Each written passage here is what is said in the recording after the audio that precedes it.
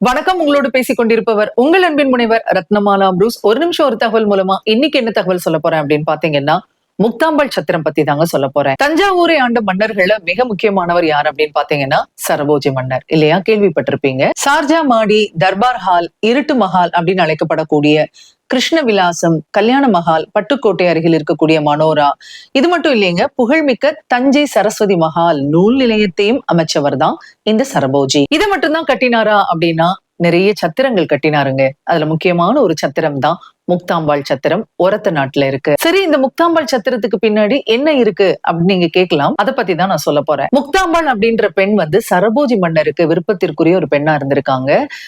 சரபோஜி மன்னருக்கும் இவங்களுக்கும் குழந்தைகள் இருந்ததா கூட சொல்லப்படுது.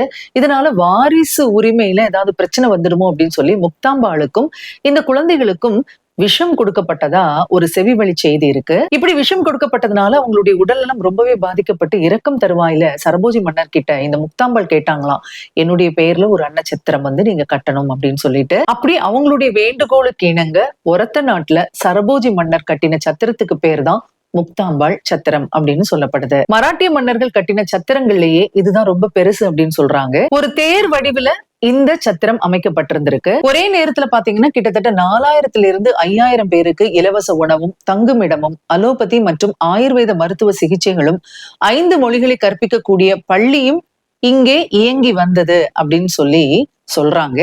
முக்தாம்பாளின் நினைவாக ஒரு சிவலிங்கம் கூட அங்க பிரதிஷ்டை பண்ணிருக்கு அப்படின்னு சொல்றாங்க. இந்த சத்திரம் பாத்தீங்கன்னா 1802 ஜனவரி மாதம் 16ஆம் தேதியில திறக்கப்பட்டது அப்படின்னு சொல்லி அங்க இருக்கக்கூடிய கல்வெட்டு ஒண்ணு சொல்லுதுங்க. அதாவது பொங்கல் நாளை ஒட்டி இந்த சத்திரம் திறக்கப்பட்டது அப்படின்னு அந்த கல்வெட்டுல குறிப்பிடப்பட்டிருக்கு.